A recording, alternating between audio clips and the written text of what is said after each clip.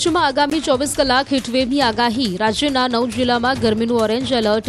રાજ્યના 3 જિલ્લામાં yellow alert. Ahmedabad, ગાંધીનગરમાં ઓરેન્જ એલર્ટ. ચાલુ વર્ષે હોળીના દિવસે પશ્ચિમનો પવન રહી શકે. આ વર્ષે ચોમાસું સારું રહી શકે છે. પવન પૂર્વ તરફનો હોય તો વર્ષખંડ વૃષ્ટિવાળું રહે. હોળીના આધારે હવામાન નિષ્ણાત નમાલાલ પટેલે આગાહી કરી. અરવલ્લીના મોડાસામાં ગ્રાહકને થયો કડવો અનુભવ. ગ્રાહકે ખરીદેલા મઠ્ઠામાં નીકળી જીવાત. માલપુર રોડ પર આવેલી છાશવાલે બ્રાન્ચ પરથી ખરીદેલ મઠ્ઠામાંથી જીવાત નીકળી. ગ્રાહક દ્વારા મોડાસા પાલિકા પાસે તપાસની માંગણી કરાઈ. અખાદ્ય ખાદ્ય ચીજોના વેચાણમાં ભેળસેળને લઈને વહીવટી તંત્ર સતર્ક. વલસાડ પ્રાંત અધિકારીઓ દ્વારા બજારોમાં સરપ્રાઇઝ ચેકિંગ કરવામાં આવ્યું. કરિયાણાની દુકાનો અને મીઠાઈની દુકાનોમાં સઘન ચેકિંગ કરાયું. ઉનાળા પહેલા ઉત્તર ગુજરાતના ખેડૂતો ચિંતામાં મુકાયા. દાંતીવાડા ડેમમાં માત્ર 10% જ પાણીનો જથ્થો બચ્યો. ઉનાળુ સિઝનમાં ખેડૂતોને પિયતનું પાણી નહીં આપવાનો નિર્ણય કરાયો. જૂનાગઢ પંથકમાં કેરીની ખેતી કરતા ખેડૂતો ચિંતિત. આંબામાં આવેલો મોર કાળો પડી જતા ખેડૂતો ચિંતિત. રોગ આવતા કેરીના ઉત્પાદનમાં ઘટાડો થતા ખેડૂતોને મોટું નુકસાન થવાની ભીતિ. ખેડૂતોએ સરકાર પાસે સહાયની માંગ કરી. ગીર સોમનાથમાં કેસર કેરી સાથે કાશ્મીરી બોરની ખેતી થવા લાગી. કુંભારિયા ગામના પ્રગતિશીલ ખેડૂતે અન્ય પાકો સાથે કરી બોરની ખેતી. ખેડૂતે કહ્યું, અન્ય પાક કરતા બોરમાં સારું વળતર મળી રહ્યું છે. મોરબીમાં બુટલેગરે પોલીસ પર કરેલા હુમલા મામલે કાર્યવાહી. બુટલેગરનું ગેરકાયદે મકાન તોડી પડાયું. ચુસ્ત પોલીસ બંદોબસ્ત વચ્ચે કામગીરી કરવામાં આવી. અનેક વખત નોટિસ બાદ કાર્યવાહી કરવામાં આવી.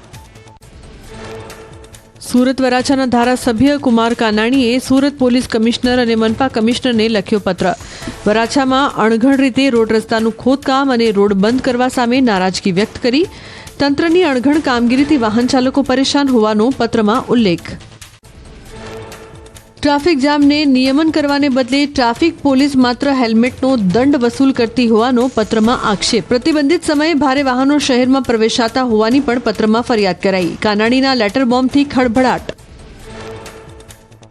સુરતમાં કોન્ટ્રાક્ટરો દ્વારા જ એસએમસીને નુકસાન પહોંચાડવાનું કૌભાંડ ઝડપાયું. બીઆરટીએસ બસમાં મુસાફરોને ટિકિટ ન અપાતી હોવાનું સામે આવ્યું. ટ્રાન્સપોર્ટેશન ચેરમેન દ્વારા વિજિલન્સની ટીમને સાથે રાખી બસમાં ચેકિંગ કરવામાં આવી. સુકાની એજન્સી દ્વારા મેસેજ પાસ કરતા કૌભાંડ ખુલ્યું.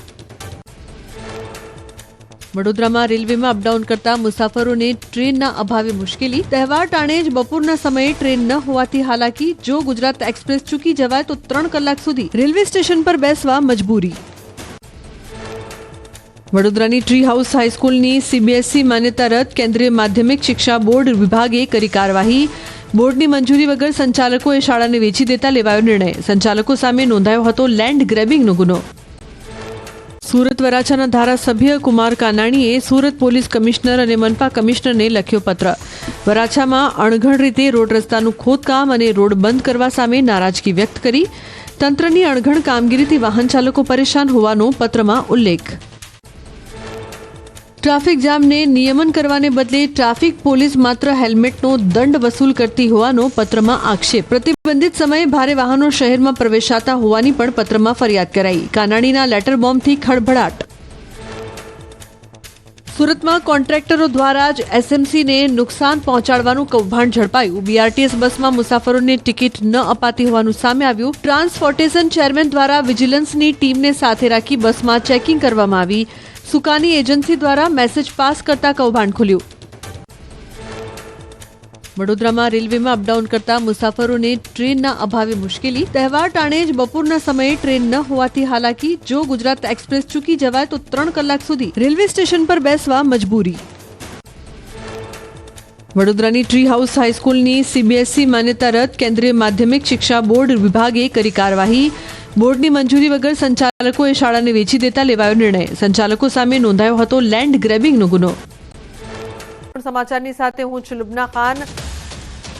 તો જે પ્રકારથી સમાચાર પ્રાપ્ત થઈ રહ્યા છે, આગ ઝરતી ગરમીમાં દક્ષિણ ગુજરાતમાં લાઇટ ગઈ છે.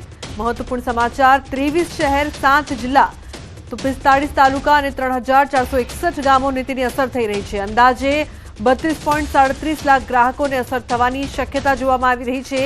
ઉકાઈના 4 યુનિટમાં ટેકનિકલ ખામી.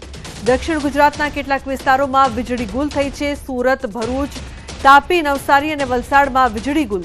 તો ડીજીવીસીએલ હેઠળના વિસ્તારમાં વીજળી ગુલ. સુરત શહેરના કેટલાક વિસ્તારોમાં વીજળી ગુલ થઈ છે. કતારગામમાં લાઇટની ટ્રીપ થતા મુશ્કેલી.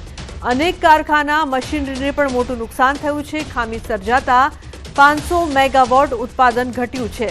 તો વીજ ખામીને પગલે રેલ વ્યવહારને અસર નહીં. ગુજરાતમાં ટ્રેન વ્યવહાર રાબેતા મુજબ ચાલશે તેવું રેલવે વિભાગનું કહેવું. ગ્રીડના કારણે એવું કોઈ ઇસ્યુ નથી થતો. અમારો આ સ્કાડા પૂર્વ જે અમારા 66 કેવી સબસ્ટેશન છે ત્યાંથી જ અમે ફેઝ મેનરમાં પાવર ચાલુ કરીએ છીએ. અત્યારે અમારી લેટેસ્ટ જે માહિતી આવી હતી, લાસ્ટ જે વાત થઈ હતી, એમાં 50% જેવા વિસ્તારમાં પાવર ચાલુ થઈ ગયો છે. એમાં અમે પ્રાયોરિટી જે એસેન્શિયલ સર્વિસને પ્રાયોરિટી આપી છે. જે અમારી પાસે મેસેજ છે એ પ્રમાણે 6 વાગ્યા સુધીમાં 99% પાવર ચાલુ થઈ. એ જે પાવરની ગ્રીડ હોય છે એ બધા ઇન્ટરકનેક્ટેડ હોય છે, એટલે ગ્રીડમાં કઈ આંતરિક ક્ષતિના કારણે પાવર બંધ થયેલો એવા કોઈ અમને ખરેખર એ અમારી ટેકનિકલ ટીમ એના પર કામ કરી રહી છે. અમને જે મેસેજ હતા ગ્રીડમાં કોઈ ઇન્ટરનલ આંતરિક ક્ષતિના કારણે બંધ થયો છે. હવે એનું એક્ઝેક્ટ રીઝન તો હમણાં અમને પણ અમારી પાસે પણ નથી. તો દક્ષિણ ગુજરાતમાં જે પ્રકારથી વીજ સંકટ અને તાપીમાં પણ આ જ હાલત જોવા મળી રહી છે. શાળાઓમાં જે પ્રકારથી વિદ્યાર્થીઓ છે તે કઈ રીતે ગરમીમાં હાલાકીનો સામનો કરી રહ્યા છે. એક તરફ આગ ઝરતી ગરમી અને તે બધાની વચ્ચે લાઇટ નથી. નાના બાળકો છે તે શાળામાં મુશ્કેલીથી અભ્યાસ કરતા નજરે પડી રહ્યા છે. ગરમી હોવાથી તે હાથથી પંખો નાખતા જોવા મળી રહ્યા છે. સમગ્ર દક્ષિણ ગુજરાતની આ હાલત. ઉકાઈના 4 યુનિટમાં ટેકનિકલ ખામી.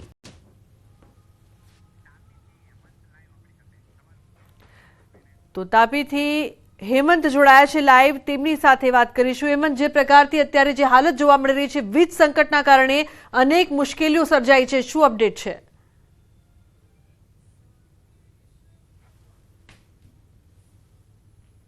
યુનિટ ટ્રીપ થયા હતા અને જેને લઈને સમગ્ર દક્ષિણ ગુજરાતમાં વીજ પુરવઠો ખોરવાયો હતો.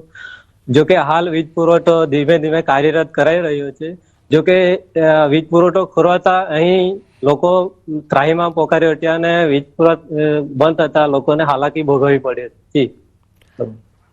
બિલકુલ હેમંત, જે પ્રકારથી તાપીના દ્રશ્યો પણ સામે આવી રહ્યા છે, શાળામાં બાળકો પણ હાલાકી ભોગવી રહ્યા છે, મોટા પાયે કારખાનાઓમાં પણ નુકસાન થઈ રહ્યું છે. અત્યારની શું સ્થિતિ છે, શું કારણ છે આ વીજ સંકટનું અને ક્યાં સુધી આ સંકટ છે તે દૂર થઈ જશે, પ્રશાસનનું શું કહેવું?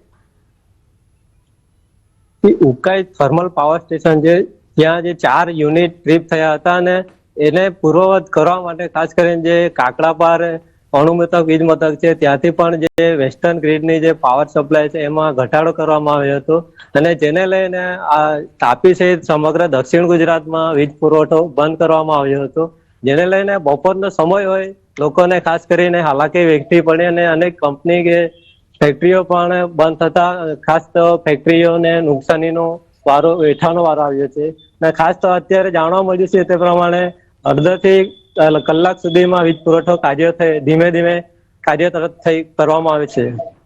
જી બિલકુલ હેમંત, આભાર આ સમગ્ર માહિતી બદલ. તો ધીમે ધીમે વીજ પુરવઠો છે તે કાર્યરત થશે તેવું કહેવામાં આવી રહ્યું છે. આગ ઝરતી ગરમીની વચ્ચે જે પ્રકારથી વીજ સંકટ છે, નવસારીના ગણદેવી, અમલસાડ, ટાંકલ વિસ્તારમાં પણ વીજળી ગુલ થઈ છે. વીજળી ગુલ થવાના કારણે પરીક્ષા આપતા વિદ્યાર્થીઓ મુશ્કેલીમાં મુકાયા છે.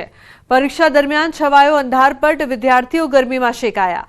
બપોરે 3 વાગ્યાથી વીજળી ગુલ થઈ. હજુ 5 કલાક વીજળી આવવાની શક્યતા નહીવત જોવા મળી રહી છે.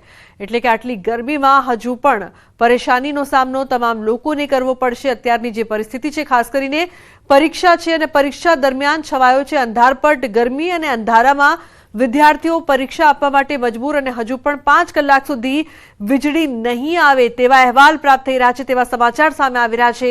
આ બધાની વચ્ચે લોકો ચિંતિત. ગણદેવી, અમલસાડ, ટાંકલમાં પણ વીજળી ગુલ છે.